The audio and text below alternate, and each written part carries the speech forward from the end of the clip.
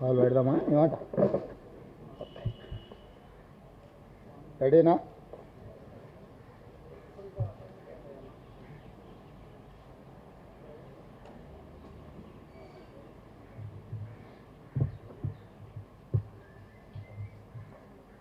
సరే ఏం సార్, మీరంతా మీడియా మిత్రులకు నమస్కారం. ఈ పత్రికా సమావేశంలో తెలంగాణ పార్లమెంట్ సభ్యులు, ప్రభుత్వ సలహాదారులు, కాంగ్రెస్ పార్టీ నాయకులు, సౌండ్ కొంచెం పెంచు. అక్కడ ఎవరు నన్ను కూర్చోమనే?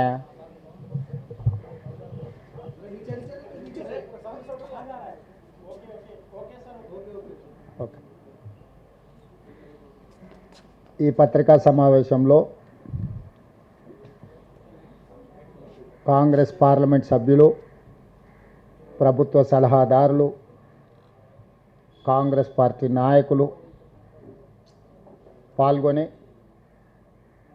తెలంగాణ రాష్ట్ర ప్రభుత్వం తరఫున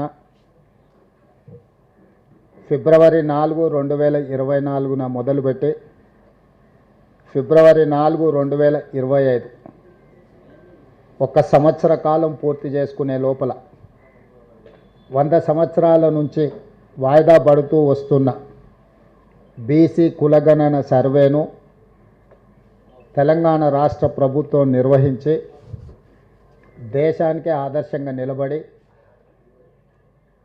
ఫిబ్రవరి 4 తారీఖును తెలంగాణ రాష్ట్ర ప్రభుత్వం సోషల్ జస్టిస్ డేగా ఈరోజు సంబరాలు జరుపుకుంటున్నది.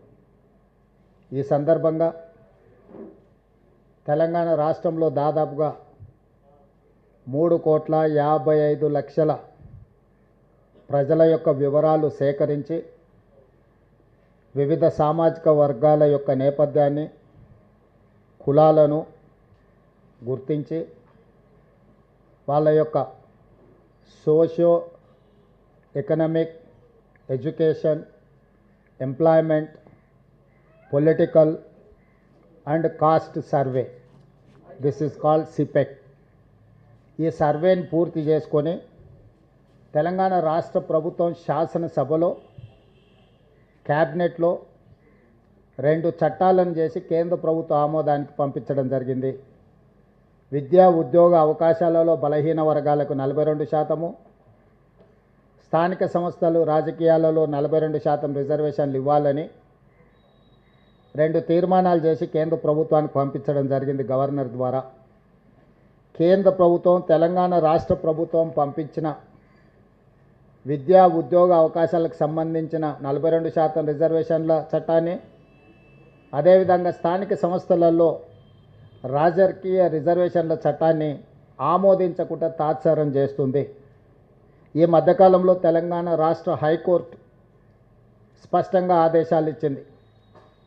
90 రోజుల్లో స్థానిక సంస్థల ఎన్నికలను నిర్వహించాలి. ఆ ఎన్నికల నిర్వహణ కోసం 30 రోజుల్లో రిజర్వేషన్లను కూడా నిర్ణయించాలి అని. ఈ నేపథ్యంలో కేంద్ర ప్రభుత్వానికి మేము పంపించిన బిల్లుల యొక్క ఆమోదం కోసం తెలంగాణ రాష్ట్ర ప్రభుత్వం తరఫున, కాంగ్రెస్ పార్టీ తరఫున మా మంత్రివర్గ సహచరులు, పార్లమెంట్ సభ్యులు కలిసి లోక్సభలో ప్రధాన ప్రతిపక్ష నాయకుడైన శ్రీ రాహుల్ గాంధీ గారిని, రాజ్యసభలో ప్రధాన ప్రతిపక్ష నాయకుడైన శ్రీ మల్లికార్జున్ ఖర్గే గారిని కలిసి కేంద్ర ప్రభుత్వం మీద ఒత్తిడి తీసుకొచ్చి తెలంగాణ రాష్ట్ర ప్రభుత్వం యొక్క బిల్లుల ఆమోదం కోసం పార్లమెంటులో కేంద్ర ప్రభుత్వం మీద ఒత్తిడి చేయడానికి విజ్ఞప్తి చేయాలని చెప్పి ఈరోజు కేంద్ర ప్రభుత్వం మీద ఒత్తిడి కోసం తెలంగాణ రాష్ట్ర ప్రభుత్వం తరఫున మేము ఇక్కడికి రావడం జరిగింది. రేపు ఉదయం శ్రీ మల్లికార్జున్ ఖర్గే గారిని, శ్రీ రాహుల్ గాంధీ గారిని కలిసి మేము తెలంగాణ రాష్ట్ర ప్రభుత్వం తీసుకున్న నిర్ణయాలు, చేపట్టిన సర్వేకి సంబంధించిన అంశాలను వివరించడమే కాకుండా కేంద్ర ప్రభుత్వం మీద, భారతీయ జనతా పార్టీ మీద ఒత్తిడి తీసుకొచ్చి కేంద్ర ప్రభుత్వం మెడలు వంచైనా సరే ఎడ్యుకేషన్, ఎంప్లాయ్మెంట్లో 42% రిజర్వేషన్, స్థానిక సంస్థల ఎన్నికల్లో 42% రిజర్వేషన్ సాధించడానికి సహకరించి మా తరఫున నిలబడి ఇండియా కూటమి అలయన్స్లో ఉండే వివిధ రాజకీయ పక్షాలను కూడా సమన్వయం చేసుకొని తెలంగాణ రాష్ట్రంలో బలహీన వర్గాలకు న్యాయం చెయ్యాలి అని చెప్పి విజ్ఞప్తి చేయడానికి ఢిల్లీకి రావడం జరిగింది. రేపు ఉదయం రాజ్యసభ లోక్సభ నాయకులకు వివరించి రేపు సాయంత్రం కాంగ్రెస్ పార్టీకి సంబంధించిన లోక్సభ రాజ్యసభ ఎంపీలకు కూడా ఈ సర్వేకి సంబంధించిన చేపట్టిన చర్యలను మొదటి రోజు నుంచి చివరి రోజు వరకు ప్రక్రియలో చేపట్టిన వివరాలను అన్నిటిని కూడా వివిధ రాష్ట్రాలకు సంబంధించిన పార్లమెంట్ సభ్యులకు వివరించాలని ఈరోజు నిర్ణయం తీసుకున్నాము. తద్వారా 2026 సంవత్సరంలో కేంద్ర ప్రభుత్వం చేపట్టబోయే జనగణనలో కులగణనను చేర్చాలి. కేంద్ర ప్రభుత్వాన్ని ఖచ్చితంగా ఒత్తిడి తీసుకొచ్చి ఈ దేశ జనాభాను మొత్తం 100 సంవత్సరాల నుంచి ఎదురు చూస్తున్న జనగణనలో కులగణనను చేర్చడానికి అవసరమైన ప్రణాళికలు కూడా సిద్ధం చేయడానికి రేపు సాయంత్రము వివిధ రాష్ట్రాలకు సంబంధించిన పార్లమెంట్ సభ్యులకు ఏ విధంగా ఈ జనగణనలో కులగణనను చేపట్టవచ్చు, తెలంగాణ రాష్ట్రం చేపట్టిన అన్ని వివరాలను కూడా వాళ్ళకి వివరించి ఈ దేశానికే తెలంగాణ రాష్ట్రం ఒక మోడల్గా, Telangana model socio economic, education, employment, political and caste survey ఒక రోల్ మోడల్గా ఈ దేశానికి ఈరోజు మేము ఒక దిక్సూచిగా నిలబడదలుచుకున్నాం. దానికి సంబంధించి కేంద్ర ప్రభుత్వం మీద ఒత్తిడి తీసుకురావడానికి కార్యాచరణను తీసుకున్నాము. అందుకే ఈరోజు 30 రోజుల్లో హైకోర్టు ఆదేశాల మేరకు స్థానిక సంస్థల రిజర్వేషన్లను నిర్ణయించి 90 రోజుల్లో సెప్టెంబర్ 30 తారీఖు లోపల జిల్లా పరిషత్, ఎంపీటీసీ, సర్పంచుల యొక్క ఎన్నికలు నిర్వహించాలని తెలంగాణ రాష్ట్ర ప్రభుత్వం కృతనిశ్చయంతో ఉంది. దాన్ని సాధించాలి అంటే కేంద్ర ప్రభుత్వం ఆ రిజర్వేషన్లను ఆమోదించాలి. కేంద్ర ప్రభుత్వం ఆమోదించాలి అంటే కేంద్ర ప్రభుత్వం మీద ఒత్తిడి తీసుకురావాలి. కేంద్ర ప్రభుత్వం మీద ఒత్తిడి తేవాలి అంటే పార్లమెంట్ సమావేశాలు జరుగుతున్నాయి. కాబట్టి ప్రధాన ప్రతిపక్ష నాయకులను కలిసి వీలైతే ఇండియా కూటమికి సంబంధించిన ఇతర రాజకీయ పార్టీలను కూడా సమన్వయం చేసుకొని ఈ రిజర్వేషన్లను సాధించి బలహీన వర్గాలకు న్యాయం చేయాలని ఈ పర్యటన చేపట్టినాం. మీడియా మిత్రుల సహకారాన్ని కూడా తెలంగాణ రాష్ట్ర ప్రభుత్వం ఆశిస్తున్నది. జాతీయ స్థాయిలో చర్చ జరగాల్సిన అవసరం ఉన్నది. జాతీయ స్థాయిలో బీజేపీ ప్రభుత్వాన్ని, ఎన్డీఏ కూటమిని ఈరోజు మనందరం కూడా నిలదీయాలి. తద్వారా కొన్ని దశాబ్దాలుగా అణచివేతకు లోనవుతున్న బలహీన వర్గాలకు న్యాయం చెయ్యాలని, ఏదైతే సోషల్ జస్టిస్ చేయాలని ఈరోజు రాహుల్ గాంధీ కాంగ్రెస్ పార్టీ అనుకుంటుందో దానికి సహకరించాల్సిందిగా విజ్ఞప్తి చేస్తున్నాం.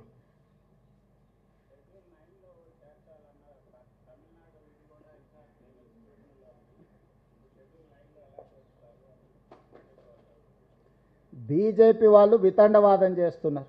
శాసనసభలో చర్చ జరిగినప్పుడు బీజేపీ, బీఆర్ఎస్, ఎంఐఎం, సిపిఐ కూడా ఏకగ్రీవ తీర్మానానికి మద్దతు ఇచ్చింది. రాష్ట్ర బీజేపీ శాసనసభ్యులు ఒక పక్కన మద్దతు ఇస్తుంటే, కేంద్ర బీజేపీ తాత్సారం చేస్తుంటే, నూతనంగా నియామకం ద్వారా తెలంగాణ రాష్ట్ర అధ్యక్షుడిగా మారిన రామచంద్రరావు గారు మీరు ఎలా చేస్తారు, మీరు హామీ ఇచ్చుకుంటే మీరే చేసుకోండి, లేకపోతే ముస్లింలను రిజర్వేషన్ల నుంచి తొలగించండి అని చెప్పి వితండవాదం చేస్తున్నాడు. ఇవాళ బీజేపీకి ఒక రాజ్యాంగం, కాంగ్రెస్ పార్టీకి ఇంకొక రాజ్యాంగం లేదు. డాక్టర్ బాబాసాహెబ్ అంబేద్కర్ గారు ఇచ్చిన రాజ్యాంగం దేశ ప్రజలందరికీ ఒక్కటే. ఆ రాజ్యాంగానికి లోబడే ఈరోజు రిజర్వేషన్లు పెంచాలి అని అంటున్నాం. అదేవిధంగా భారతీయ జనతా పార్టీ తెలంగాణ రాష్ట్రానికి సంబంధించిన కిషన్ రెడ్డి నుంచి మొదలు పెడితే బండి సంజయ్ వరకు కేంద్ర మంత్రులుగా పనిచేస్తూ ముస్లిం రిజర్వేషన్లను మేము ఒప్పుకోము, తెలంగాణ రాష్ట్ర ప్రభుత్వం ముస్లింలను తొలగించే రిజర్వేషన్లను ప్రతిపాదిస్తే మేము మద్దతు ఇస్తామంటున్నా అని అంటున్నారు వాళ్ళు. అసలు వాళ్ళ అవగాహన ఉండి మాట్లాడుతున్నారా, అవగాహన లేకుండా మాట్లాడుతున్నారా నాకు తెలీదు. కానీ నేను సూటిగా కిషన్ రెడ్డి గారిని, బండి సంజయ్ గారిని నేను ప్రశ్నిస్తున్నా. నరేంద్ర మోడీ గారు జన్మించిన రాష్ట్రం గుజరాత్, నరేంద్ర మోడీ గారు ప్రాతినిధ్యం వహిస్తున్న రాష్ట్రం మహారాష్ట్ర. భారతీయ జనతా పార్టీకి మూలాలలో ఉన్న సిద్ధాంతకర్తలైన ఆర్ఎస్ఎస్ కేంద్ర కార్యాలయం మహారాష్ట్రలో ఉంది. ఈరోజు గుజరాత్లో, ఉత్తరప్రదేశ్లో, మహారాష్ట్రలో 40-50 సంవత్సరాల నుంచి ముస్లిం రిజర్వేషన్లు అమలు జరుగుతున్నాయి. నిజంగానే మీరు ముస్లిం రిజర్వేషన్లను తొలగించాలి అని అంటే, తొలగించే ధైర్యం చిత్తశుద్ధి మీకుంటే గుజరాత్ నరేంద్ర మోడీ పుట్టిన రాష్ట్రంలో ముస్లిం రిజర్వేషన్లు తొలగించండి. ఈ దేశ ప్రధానమంత్రిగా పార్లమెంట్ సభ్యుడిగా ప్రాతినిధ్యం వహిస్తున్న ఉత్తరప్రదేశ్లో మీరు ముస్లిం రిజర్వేషన్లను తొలగించండి. మీ ఆర్ఎస్ఎస్ కేంద్ర కార్యాలయం ఉన్న మహారాష్ట్రలో మీరు ముస్లిం రిజర్వేషన్లను తొలగించి అప్పుడు తెలంగాణ రాష్ట్ర ప్రభుత్వానికి మీరు సూచన చేయండి. మేము 3 రాష్ట్రాలలో రిజర్వేషన్లు తొలగించినాం, తెలంగాణ రాష్ట్రంలో కూడా తొలగించాలని చెప్పి వాళ్ళు మాట్లాడితే అర్థం ఉంటుంది. వితండవాదం చేయడం ద్వారా వాళ్ళు సాధించేది ఏం లేదు. ఇది ముస్లిం రిజర్వేషన్లను అడ్డుకోవడానికి చేస్తున్న కుట్రగానే మేము భావిస్తున్నాం తప్ప ఇంకొకటి కాదు. నిజంగానే భారతీయ జనతా పార్టీ అమిత్ షా గారు ఒక మాట చెప్పారు, కొన్ని దశాబ్దాల క్రితం నుంచే మేము ముస్లిం రిజర్వేషన్లు అమలు చేస్తున్నాం గుజరాత్లోని ఒక ఇంటర్వ్యూలో. మరి ముస్లిం రిజర్వేషన్లు అమలు చేస్తున్నాం, భవిష్యత్తులో మేము అమలు చేస్తామని చెప్పిన అమిత్ షా గారిని భారతీయ జనతా పార్టీ నుంచి సస్పెండ్ చేస్తారా? కాబట్టి ప్రజల్ని తప్పుదోవ పట్టించి ఒక భావోద్వేగాలను రెచ్చగొట్టి రాజకీయ ప్రయోజనం పొందాలని ఎవరినో ఒకరిని, ఒక వర్గాన్ని అడ్డం పెట్టి వాళ్ళని సాకుగా చూపించి రిజర్వేషన్లు అడ్డుకోవాలనే ప్రయత్నము ఈరోజు భారతీయ జనతా పార్టీ చేయదలుచుకుంటే ప్రజలు తెలంగాణ రాష్ట్రం నుంచి పూర్తిగా తూడ్చిపెట్టేస్తారు బీజేపీ పార్టీని. అందుకే ఈరోజు ఇట్లాంటి వితండవాదాలకు తావివ్వకుండా తెలంగాణ రాష్ట్ర ప్రభుత్వం అమలు చేయదలుచుకున్న 42% స్థానిక సంస్థల ఎన్నికల్లో రిజర్వేషన్ల బిల్లును కేంద్ర ప్రభుత్వం తక్షణమే ఆమోదించడం ద్వారా బలహీన వర్గాలకు అండగా నిలబడుతున్నామని వాళ్ళ పట్ల అభిమానాన్ని ప్రకటించుకోవాల్సిన అవసరం ఉంది. కాంగ్రెస్ పార్టీ డిమాండ్ చేస్తుంది.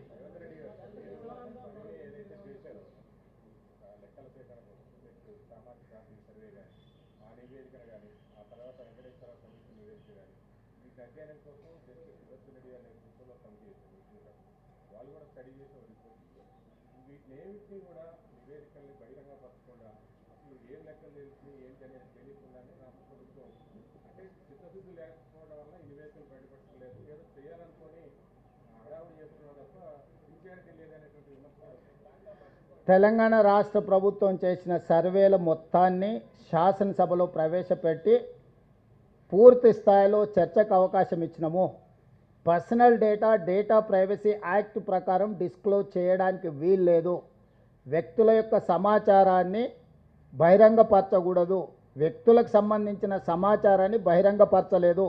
మేము స్పష్టంగా చెప్పినాం. సర్వేల తర్వాత 56.4% బీసీలు ఉన్నారు, 17.45% ఎస్సీలు ఉన్నారు, 10.8% ఎస్టీలు ఉన్నారు, 10.9% ఉన్నత వర్గాలు ఉన్నారు. దాదాపుగా తెలంగాణ రాష్ట్రంలో దాదాపుగా 4% ప్రజలు మాకు ఏ కులం లేదు అని డిక్లేర్ చేసిండ్రు. ఇది ఒక new phenomena. 3.9% they have declared we don't have any caste. They have not declared their caste. This is very new phenomena in Telangana state. So ప్రతి వివరాలను అక్కడ పెట్టినాం, శాసనసభలో చర్చ పెట్టినాం. ఇప్పుడు మేమేమైతే ఇండిపెండెంట్ ఎక్స్పర్ట్స్ అడ్వైజరీ కమిటీ వేసినామో వాళ్ళు 3 రోజుల క్రితం నివేదిక ఇచ్చిండ్రు. ఈ నివేదికను మంత్రివర్గంలో చర్చించి రాబోయే శాసనసభలో ప్రవేశపెట్టి ప్రజలకు పూర్తి వివరాలను అందజేస్తాము. ఒక ఎక్స్పర్ట్స్ కమిటీ ఒక రిపోర్ట్ ఇస్తే ఆ రిపోర్ట్ను జస్ట్ లైక్ దట్ రోడ్డు మీద పెట్టడానికి వీల్లేదు. ఫస్ట్ మంత్రివర్గానికి చెప్పాలి, మేము అది బాధ్యత. మంత్రివర్గంలో చర్చించిన తర్వాత శాసనసభకు చెప్తాం. మేము శాసనసభకు జవాబుదారీతనము. ఏ ఏ ఏ లెక్కల ప్రకారం కూడా ముస్లింల లెక్కలన్నీ, హిందువుల లెక్కలన్నీ, ఇతర సామాజిక వర్గాల లెక్కలన్నిటినీ రాష్ట్ర ప్రభుత్వం తేల్చింది. ఈరోజు ఎవరికి ఎలాంటి అనుమానాలు లేవు. కొద్దిమంది రాజకీయ పార్టీ నాయకులకు మాత్రమే బీసీ రిజర్వేషన్లను అడ్డుకోవాలనుకునేటోళ్ళు మాత్రమే ఇట్లాంటి అనుమానాలు లేవనెత్తుతున్నారు. మళ్ళీ వానాకాల సమావేశాలు, శాసనసభ సమావేశాలు పెడతాం. మీ పార్టీలకు ప్రాతినిధ్యం ఉంది, మీరు సభలో చర్చించండి, ప్రశ్నించండి, వివరాలు అడగండి. మేము శాసనసభకు జవాబుదారీతనంగా పనిచేస్తాము. వీధి సమావేశాలలో మాట్లాడే ప్రతి మాటకు మేము జవాబు ఇవ్వలేము. భారతీయ జనతా పార్టీకి, బీఆర్ఎస్కు శాసనసభలో ప్రాతినిధ్యం ఉంది. వాళ్ళంతా సభలో వచ్చి వాళ్ళు మాట్లాడవచ్చు, వాళ్ళు అడగవచ్చు, వాళ్ళు అడిగిన వివరాలు ఇస్తాం. పర్సనల్ డేటా ఇవ్వడానికి వీల్లేదు. డేటా ప్రైవసీ యాక్ట్ ప్రకారం వ్యక్తుల యొక్క వ్యక్తిగత వివరాల గోప్యత రాష్ట్ర ప్రభుత్వం పాటిస్తుంది. ఇవ్వవలసిన సమాచారాన్ని మొత్తం సభలో ప్రవేశపెట్టినాం.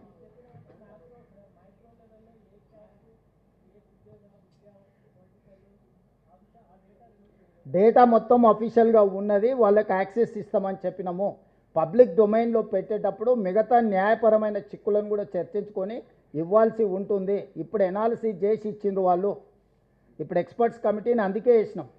కంప్లీట్ డేటా ఎనాలిసిస్ చేసి ఇప్పుడు నేను ఎలా చెప్పగలిగిన 3.9% they have declared as a no cost.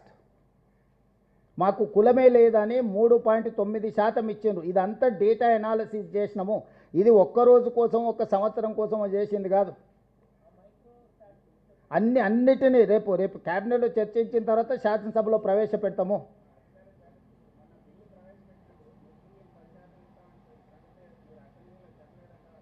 ఏంది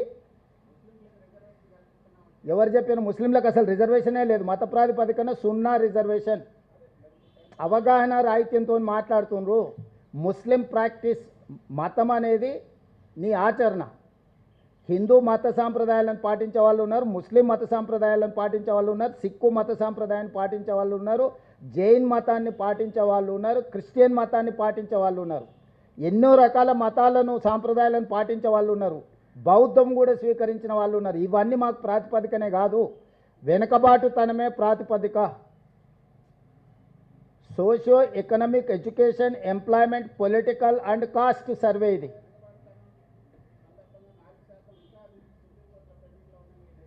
ఎవరు చెప్పారండి? ముస్లిం రిజర్వేషన్ ఎప్పటి నుంచో ఉంది. ఈ గ్రూప్ మాత్రమే 4.8. That is not for Muslims, that is for backward cost.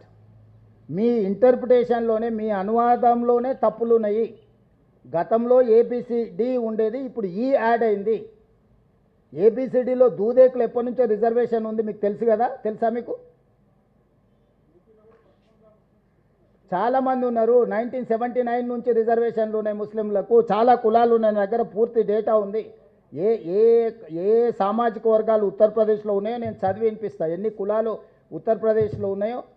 అంటే బీజేపీ వాళ్ళు మొండివాదన, తొండివాదన చేయడానికి బయలుదేరారు. మధ్యప్రదేశ్లో 87 కులాలు ఉంటే దీంట్లో దాదాపుగా వీళ్ళకు 38 కులాలు ముస్లింలకు సంబంధించిన ఉపకులాలు బీసీ రిజర్వేషన్లు అనుభవిస్తున్నారు మధ్యప్రదేశ్లో.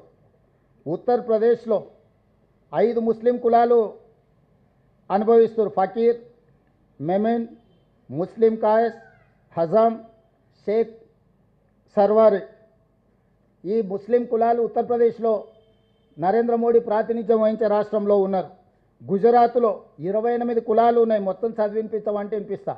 అదేవిధంగా బీహార్లో ప్రతి దగ్గర, మహారాష్ట్రలో ఈరోజు తొండివాదన చేయడానికి బీజేపీ వాళ్ళు బయలుదేరినరు. మొత్తం రీసెర్చ్ అనాలిసిస్ ఉన్నది నా దగ్గర.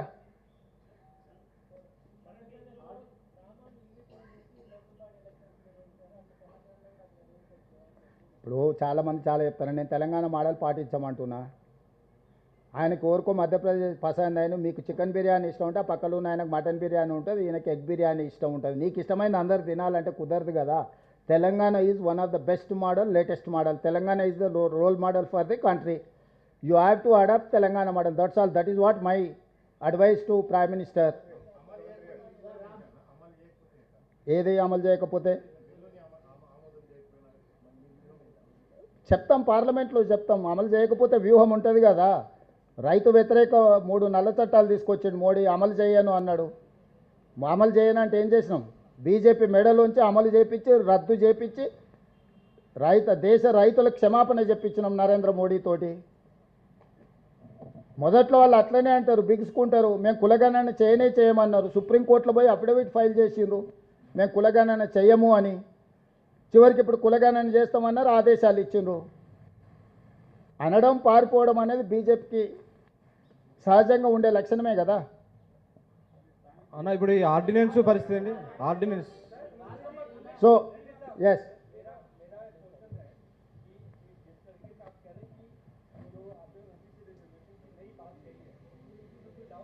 रोल मॉडल तेलंगाना आज के दौर में निकल के सामने आएगा। और ये राहुल गांधी भी लगातार सामाजिक न्याय की बात करते रहे, सोशल जस्टिस बेहद जरूरी है। उसको लेके आपने एक बड़ा फैसला लिया है, 23% से लेके 42% तक की आपने बात कर दी है। दिल्ली में कल आप पार्टी आला कमान के नेताओं से भी मुलाकात करने वाले हैं, जहां पे तमाम बड़े नेता शामिल होंगे। आपने पहले अपने भाषण में कहा कि सोनिया जी का विजन हम तेलंगाना में आगे लेकर बढ़ाएंगे, सोनिया अम्मा कह के हमेशा आप बुलाते हैं उनको रहें। सवाल ये है कि किस तरीके से कल अपने आला कमान को ये सारी बातों को बताएंगे, और तेलंगाना के भीतर जो आप करने जा रहे हैं ये कितना बड़ा गेम चेंजर होगा।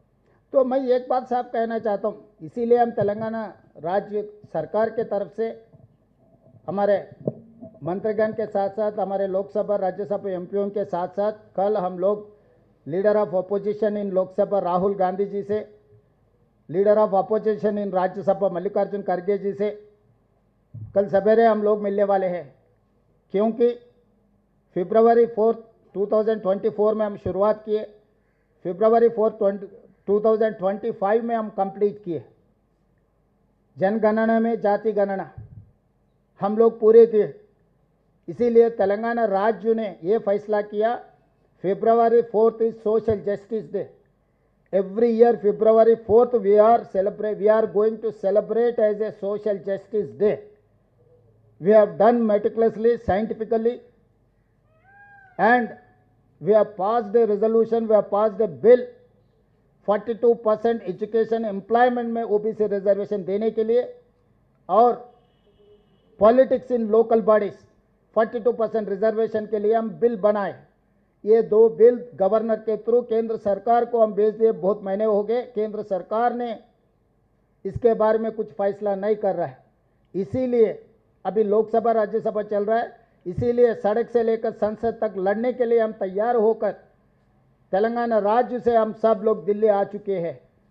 कल सवेरे हम लोग राहुल जी खड़गे जी से मिलकर हम ये गुजारिश करेंगे कि लोकसभा और राज्यसभा में हमारा मदद आए, और शाम को 5 बजे हम लोग पूरा लोकसभा और राज्यसभा कांग्रेस के एमपीओ को जो प्रोसेस ने हम लोग अडॉप्ट किए, जो मेटिकुलस हम काम किए, उसके बाद जो डेटा पूरा हम लोग असेंबली में बोलकर बिल बनाने के बाद हम लोग एक independent expert advisory committee headed by justice Sudarshan Reddy and different experts को एक कमिटी बनाए। ये डेटा पूरा उन लोगों को दिए, डेटा एनालिसिस किए, और एनालिसिस के साथ साथ हमको सुझाव दे आगे हम कैसे कार्रवाई चलाना है। तो उन लोग भी सुझाव दिए, आने वाले कैबिनेट में हम लोग उसका अप्रूवल लेकर असेंबली में चर्चा में लागू करेंगे। उसके आगे हम लोग welfare, development, education, health and political reservation के लिए ये डेटा हम लोग इस्तेमाल करने वाले हैं। इसीलिए आज केंद्र सरकार ने हमें बात नहीं मान रहा है। इसीलिए हम लोग पूरा विपक्ष के नेताओं को पूरा जमा करके लोकसभा और राज्यसभा में हम लोग भारतीय जनता पार्टी सरकार, एनडीए सरकार को हम लोग वहाँ पर जवाब दिए जैसा, हमारे बिल पास किए जैसा हम लोग लोकसभा राज्यसभा में कार्याचरण लेने वाले हैं।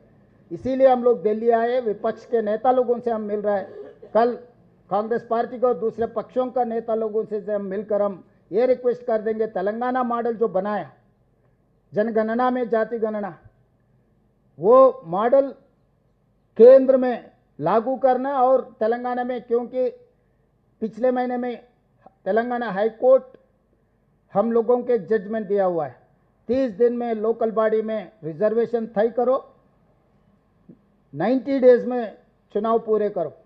तो हम लोग 30 दिन में 42% देना है तो पहले बिल पास होना। इसीलिए हम लोग दिल्ली आए, हम मदद मांग रहे हैं। पत्रकारों से भी हमारा गुजारिश है कि आप लोग पूरा मदद करो।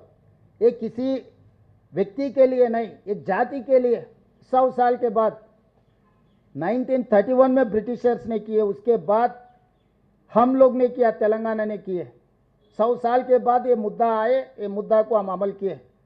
जब मंडल कमीशन आया, पूरी तरीक़ा से मंडल कमीशन लागू नहीं हुए। मंडल कमीशन भी रिपोर्ट दिया हुआ है ये ओबीसी बैकवर्डनेस के बारे में, मगर तब पॉलिटिकल क्राइसिस कुछ था। मगर आज के तारीख में हम लोग सब तैयार होकर आने वाले दिनों में केंद्र सरकार को कैसे जवाब देना, केंद्र सरकार से हमारा जो काम है काम लेना, उसके लिए हमारा रणनीति तैयार है, वो हिसाब से हम लोग आगे लड़ने वाले। आगे हम लोग ओबीसी रिजर्वेशन लागू करेंगे। 2029 Lok Sabha elections is the litmus test for OBC reservation बढ़ाने के लिए। पहले केंद्र सरकार ने कहा जनगणना में हम जाति गणना नहीं करेंगे, सुप्रीम कोर्ट भी एफिडेविट दिया हुआ था, मगर तेलंगाना में हम ये करके दिखाए। उसके बाद केंद्र सरकार ने उनके सोच दायरे को बदल लिए। आज 2026 जाति गणना में जनगणना में जाति गणना के लिए अभी आदेश दिया हुआ है। तो इसीलिए रिजर्वेशन बढ़ाने का दूसरा जिम्मेदारी। अभी तक जनगणना में जाति गणना करने के लिए केंद्र सरकार तैयार नहीं था, मगर तेलंगाना में हम लोग ये काम करके दिखाए। कैसे करना, एक रोड मैप बना दिए, रास्ता दिखाए। By compulsion government of India has agreed to accept this caste census including caste. तो आगे हम रास्ता दिखाएंगे। अगर रास्ता खो गए तो मोदी जी सरकार ने हम रास्ता दिखाएंगे, हम टार्च बेरर बनेंगे। जो राहुल गांधी ने वादा किया है वो सोने का लकीर है। जब भारत जोड़ो में कन्याकुमारी से लेकर कश्मीर तक 150 दिन 4000 किलोमीटर पदयात्रा में तेलंगाना में 25 दिन राहुल गांधी ने पदयात्रा किया था, कुछ कम 400 किलोमीटर। तब वादा किया था तेलंगाना जनता को, कांग्रेस का सरकार बना दो, हम लोग तेलंगाना राज्य में जनगणना में जाति गणना करने के लिए। राहुल गांधी वादे के ऊपर तेलंगाना राज्य में हम लागू किए। फरवरी 4 तारीख 2024 में हम शुरू किए, फरवरी 4 2025 में हम पूरा किए। फरवरी 4 is social justice day for Telangana state. तो भारतीय जनता पार्टी कुछ भी बोलने दो, कुछ भी बहाना बोलने दो। कुछ लोग बोल रहे हैं मुस्लिम रिजर्वेशन निकाल दो, इसमें से 10% मुस्लिम को हटा दो, हम मदद देंगे। मैं सीधा सीधा बीजेपी नेता लोगों को सवाल करना चाहता हूं। नरेंद्र मोदी जी का जो जन्म लिए गुजरात में, आज के तारीख में नरेंद्र मोदी जी जहां से लोकसभा रिप्रेजेंटेशन कर रहे हैं उत्तर प्रदेश से, और जहां पर आरएसएस केंद्र कार्यालय महाराष्ट्र नागपुर से, 3 राज्यों में आप मुस्लिम को हटा दो। 3 राज्य सरकार आप कहिए, गुजरात, उत्तर प्रदेश एंड महाराष्ट्र, 3 के 3 आपका ही सरकार है। 2 जगह से, एक जगह में मोदी जी जन्म लिए, दूसरे जगह में रिप्रेजेंट कर रहे हैं, तीसरे जगह में आरएसएस है, आरएसएस नेशनल हेडक्वार्टर्स है। अगर हिम्मत है तो आप लोग ये 3 राज्यों में मुसलमानों का रिजर्वेशन हटा के दिखाओ। भटकाने के लिए बातें मत बोलो, चुनाव के लिए ऐसे कहानी मत सुनाओ। ओबीसी जागरण हो गए, अब ओबीसी रिजर्वेशन देने के लिए तैयार नहीं है। ओबीसी को न्याय करने के लिए आप लोग तैयार नहीं है, इसीलिए मुसलमान का बहाना लेके चलाने के लिए कोशिश कर रहे। ये ऐसा नहीं चलेगा। हम लोग लोकसभा राज्यसभा में आपको पकड़ लेंगे, आपसे ये काम लेकर ही रहेंगे। नहीं है तो सरकार में जो है, सरकार को हम दरखास्त रखेंगे। सरकार में जो कुर्सी में बैठा है वो नहीं सुने तो कुर्सी से उतार दे के हमारे नेता को कुर्सी में बैठकर बिठा के हम लोग ये काम कर देंगे। సార్ రాష్ట్రపతి గవర్నర్ దగ్గర పెండింగ్ లో ఉన్న బిల్లులు ఆర్డినెన్స్ పరిస్థితి ఏంటి sir? What is the status? అదే కదా చెప్పిన, అదే కదా ఇవ్వాల్సింది. ఏదో ఎక్స్ప్లెనేషన్ అడిగారు సెంట్రల్ స్టేట్ గవర్నమెంట్ అని అడిగారు. ఒక్క నిమిషం చెప్పండి. వాళ్ళ పిచ్చోళ్ళ, వాళ్ళకి ఏం తెలుసు? పిచ్చోళ్ళ గురించి ఏంది మనం మాట్లాడుకునేది? ఎవడు చెప్పిండంట వాళ్ళకు? ఎవడు చెప్పిండంట? ఇక దాసోత్సవం గురించి కూడా నువ్వు చర్చ చేస్తున్నావు అంటే కొంచెం నీ స్టేటస్ని చెక్ చేయించాలి. వాళ్ళు క్లారిఫికేషన్ అడిగింది. అది ఆల్వేస్ నువ్వు ఏ బిల్లు పంపించినా సమాచారం అడుగుతారు, దానికి సంబంధించిన వివరాలు అందించడం అయిపోయింది. అది ఇప్పుడు కేంద్ర ప్రభుత్వం నిర్ణయం తీసుకోవాలి. ఒకవేళ ఆ డీటెయిల్స్ ఉన్నాయి, అవి ఇస్తాం. వాళ్ళు ఏం అడిగినా నిన్న బీజేపీ ఒకవేళ అదే మేము పంపించిన సమాచార లోపం ఉంటే ఆ పాయింట్ చెప్పేటోళ్ళు, అది చెప్పట్లేదు. ఒక ఎమోషనల్ ఇష్యూ తీసుకొచ్చి చెప్తున్నారు, ముస్లింలను తొలగిస్తే మేము మద్దతు ఇస్తామని. అది అర్థం లేని వాదన, అర్థం లేని వాదన. ముస్లిం పేరు మీద రిజర్వేషనే లేదు, ఇచ్చేదే లేదన్నప్పుడు చెప్పేది ఎవరు? ముస్లింలకు రిజర్వేషనే ఇవ్వడం లేదు, వెనుకబాటుతనం ప్రాతిపదికన రిజర్వేషన్లు ఇస్తున్నాము. ఆ వెనుకబాటు ప్రాతిపదికన నువ్వు ఏ ప్రాక్టీస్ అయినా చేయొచ్చు. నువ్వు క్రిస్టియన్ ప్రాక్టీస్ చేస్తున్నావా, నువ్వు ముస్లిం ప్రాక్టీస్ చేస్తున్నావా, నువ్వు సిక్ చేస్తున్నావా, జైన్ చేస్తున్నావా, లేకపోతే బుద్ధిజం తీసుకున్నావా, లేకపోతే హిందూయిజంలో నువ్వు ఉన్నావా. It is nothing to do with our reservation. Reservation is based on the socio economic education, employment, political and caste. This is nothing to do with religion. There is no such reservation for religion. They have to understand that if such thing is real, I am asking a question.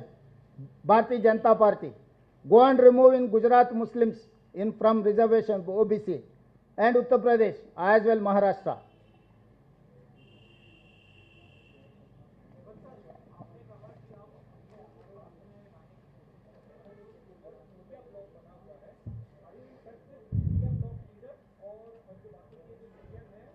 हमारे MP लोग हमारे लोग चर्चा करेंगे, क्योंकि पहले हमारे नेता को पहले बोलने के बाद नेता से और पार्टी से एडवाइस लेके परमिशन लेके और बाकी पॉलिटिकल पार्टियों से हम नेगोशिएट करेंगे, अब उनका मदद लेंगे। क्योंकि पिछले पार्लियामेंट सेशन के समय पर हम लोग जनता मंतर में धरना किए थे, तब 16 पार्टी के नेतृत्व में कुछ कम 55 एमपी लोग वहाँ पर हाजिर हुए थे।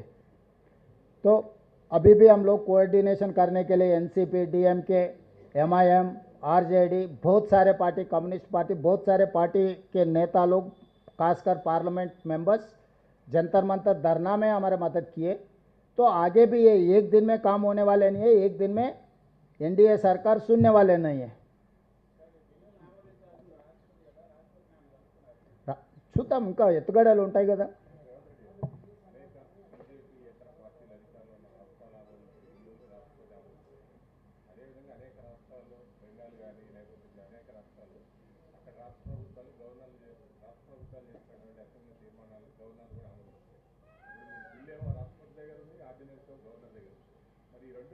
ఆర్డినెన్స్ పెట్టింది వేరు, మీరు అదే పాత్రికేయ మిత్రులు కూడా పూర్తి స్థాయిలో సమాచారాన్ని సేకరించకుంటే ఈ రెండింటికి లింక్ పెడుతున్నారు. ఆర్డినెన్స్ 2018లో చంద్రశేఖరరావు గారు తెలంగాణ రాష్ట్రంలో బీసీలకు 50% రిజర్వేషన్లను లిమిట్ చేస్తూ చట్టం చేసిండు.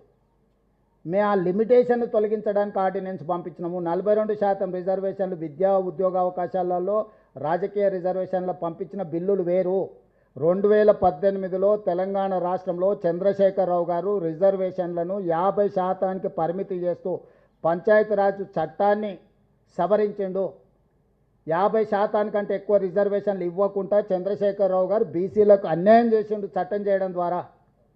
ఆ చట్టాన్ని తొలగించడానికి మేము ఆర్డినెన్స్ తెచ్చినాం. ఎందుకంటే మాకు హైకోర్టు ఆదేశాలు ఇచ్చింది, మీరు తక్షణమే 30 రోజుల్లో రిజర్వేషన్లు నిర్ణయించండి, 90 రోజుల్లో స్థానిక సంస్థలు ఎన్నికలు చేయండి అని తెలంగాణ రాష్ట్ర హైకోర్టు ఆదేశాలు ఇచ్చింది. కాబట్టి ఈ ఆదేశాల నేపథ్యంలో మేము చంద్రశేఖరరావు పంచాయతీరాజు చట్టంలో పెట్టిన నిబంధనను తొలగించడానికి మాత్రమే ఆర్డినెన్స్ ఇచ్చినాము. మేము గతంలో చేసిన 42% reservation education, employment and political service, these 2 bills separate from this ordinance. దానికి దీనికి ఎలాంటి వివాదం లేదు, చిక్కు లేదు, ప్రతిబంధకము లేదు. ఆర్డినెన్స్లో సబ్ కేటగరైజేషన్ చేశారా సార్? ఆర్డినెన్స్లో సబ్ కేటగరీ దేంట్లో మీరు తీసుకొచ్చిన ఆర్డినెన్స్లో దేంట్లో సబ్ కేటగరైజేషన్ చేయలే, ఉన్నది ఉన్నట్టుగానే దాంట్లో ఉన్న సబ్ కేటగరైజేషన్ అని ఇంతవరకు రిజర్వేషన్ల మీద చర్చనే లేదు. కామారెడ్డి డిక్లరేషన్ కాంగ్రెస్ పార్టీ చేసిన సబ్ కేటగరైజేషన్ ఆ పర్సంటేజ్ వచ్చినాక అప్పుడు సబ్ కేటగరైజేషన్ మీద పోదాం. మీకు బ్లాంకెట్గా ఒక కోటా అలాట్ అయిన తర్వాత సబ్ కేటగరైజేషన్ ఎట్లా చేయాలా, ఏం చేయాలని దాని మీద కూడా ఒక ఎక్స్పర్ట్ ఒపీనియన్ తీసుకోవాలి. ప్రతి వాళ్ళు మేము అత్యంత వెనుకబాటుతనంతో ఉన్నాం, మా రిజర్వేషన్లు పెంచాలంటారు. ప్రతి వాళ్ళు ఒక నెంబర్ చెప్తున్నారు. సో ఇప్పుడు ఈ డేటా ముందర పెట్టుకొని అన్ని రకాల ఎనాలిసిస్ చేసినాం. ఇప్పుడు ఇండిపెండెంట్ ఎక్స్పర్ట్స్ అడ్వైజరీ కమిటీ ఇచ్చిన నివేదికను సభలో పెట్టి చర్చ చేసి తద్వారా మీ అభిప్రాయాలు అందరూ కూడా పరిగణలోకి తీసుకుంటాం.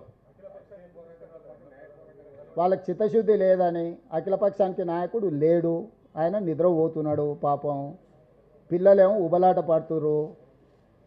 ఆ పిల్లలకేమో కోతులకు కొబ్బరికి చిక్క దొరికినట్టు ఆయన ఇంట్లో వండుకోడుతోటి ఆ కుర్చీలో కూర్చున్నామని ఆ కోతులన్నీ దుంకులాడుతున్నాయి. ఆ కోతులను పెట్టుకొని ఏడిగిపోతావు. తాను జడివిన కోతి వన వల్ల జడిచాయని వెనకటికో సామెత ఉంది, తెలుసు కదా. ఇంకో తోకపార్టీ అయినా ఆయన చెప్పిన మేము సహకరించమని ఇంకెవరిని తెచ్చుకోవాలి. ఎంఐఎం ఎట్లాగో ఎంపీ ఉన్నాడు పార్లమెంట్లో, ఆయన సహకారం ఎట్లాగో రేపు తీసుకుంటాము.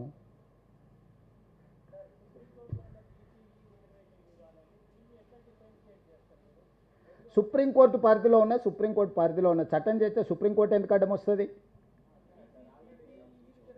కరెక్టే విజయభాస్కర్ గారు, మీరు నా పాయింట్ అర్థం చేసుకుంటలేరు. మనం చట్టం చేసుకుంటే చట్టం ఒకటి ఉంటే అక్కడ అమలు జరుగుతున్నది ఇంకొకటి అయితే కోర్టు ఇంటర్వ్యూన్ అవుద్ది.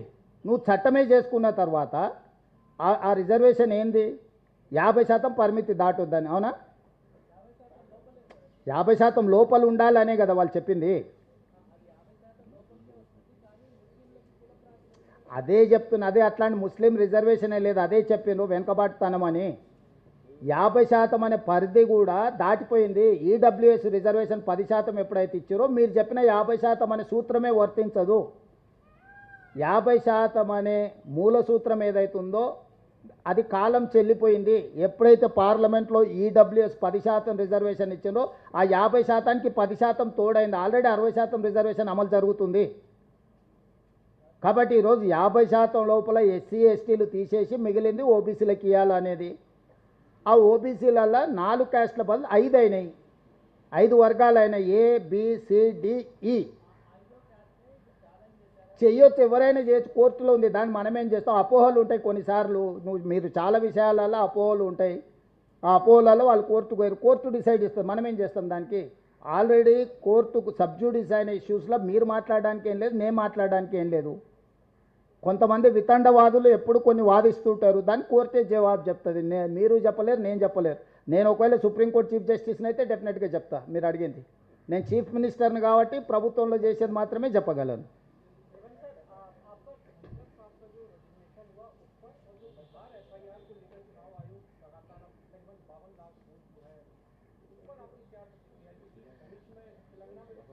नहीं, जो धनखड़ जी का रिजिग्नेशन अब किस लिए किया मुझे पता नहीं, वो अनफॉर्चुनेट। दूसरी बात, vice president of India Telangana को देना है, क्योंकि पिछले बार हमारा वेंकैया नायडू था, राष्ट्रपति बनाने के लिए चर्चा हुए, उनका अन्याय किए, वापस भेज दिए दिल्ली से, घर खाली करवा दे के तेलुगु भाषा बोलने वाले को आप घर वापसी कर दिए।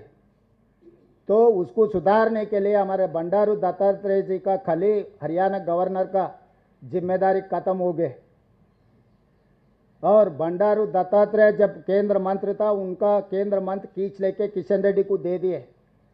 हमारा बंडी संजय जी अध्यक्ष था, आज ब्राह्मण रामचंद्र राव को दे दिए। तो साउथ और खासकर तेलंगाना में जितने भी ओबीसी है सबका गला काट दिए एनडीए ने। सो 100 खून माफ करने के लिए दत्तात्रेय जी को वाइस प्रेसिडेंट बनाया तो ठीक रहता है,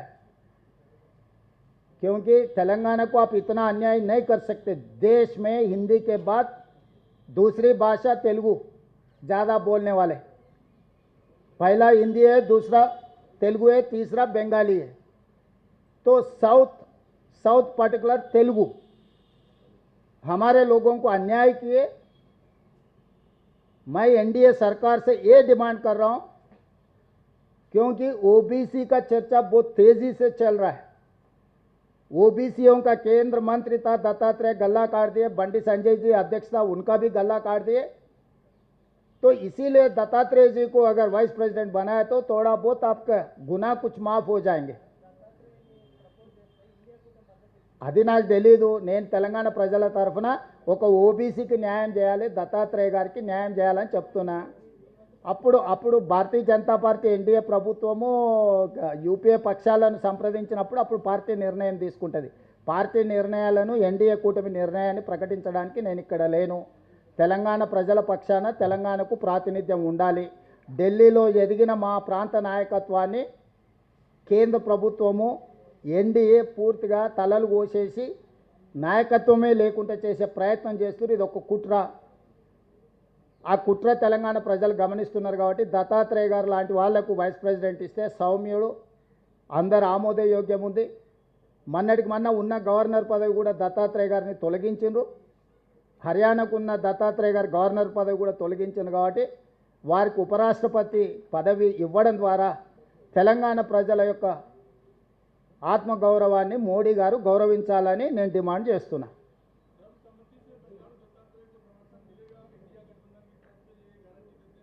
अभी मोदी जी खत मुझे लिखे तो मैं ज़रूर जाके पूछूंगा कि इंडिया अलायंस से चलो भाई हमारा तेलंगाना वासी है, दत्तात्रेय ठीक ठाक आदमी है, इनको मदद करने के लिए मैं कोशिश करूंगा, मगर मैं वादा नहीं कर सकता हूं क्योंकि ये एआईसीसी लेवल पे चर्चा करना है. AICC has to decide all this such thing.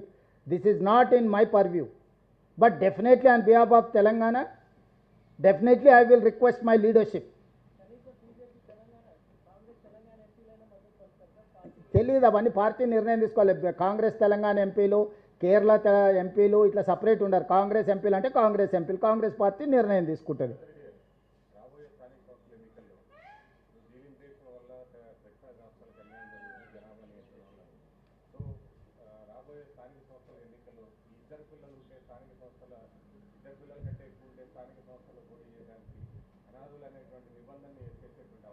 ఆలోచన చేద్దాం, సీరియస్గా ఆలోచన చేస్తున్నా.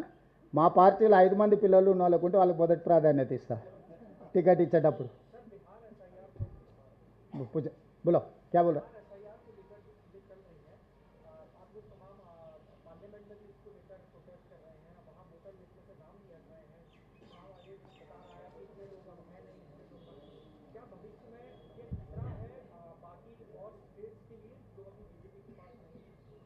ज़रूर खतरा है. जब तक बीजेपी कुर्सी में है तब तक खतरा है देश को. इसमें अब हर चीज़ के लिए नया नया सवाल करने का ज़रूरी नहीं. महाराष्ट्र में हम देख चुका है.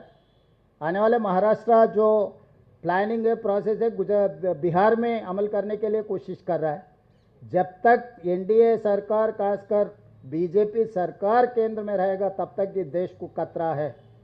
इस देश को खतरा से हटाना है तो एनडीए सरकार को हटा देना, ये एक ही इसका सॉल्यूशन.